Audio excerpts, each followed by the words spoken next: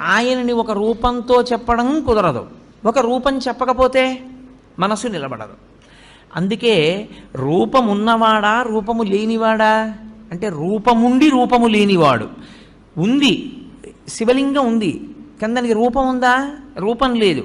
అందుకే శివలింగానికి వేదాంతంలో అరూపరూపి అని పేరు.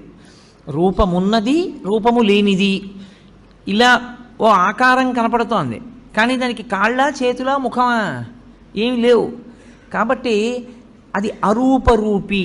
ఇప్పుడు ఆ శివలింగము ఒక గుర్తు. ఏమంటే అది ఒక గుర్తు అయితే దానికి శక్తి ఏం లేదు. అది ఒక గుర్తుగా మనం పెట్టుకున్నామంతే తప్పించి అది నిజంగా శక్తివంతం కాదా అని మీరు అంటారేమో.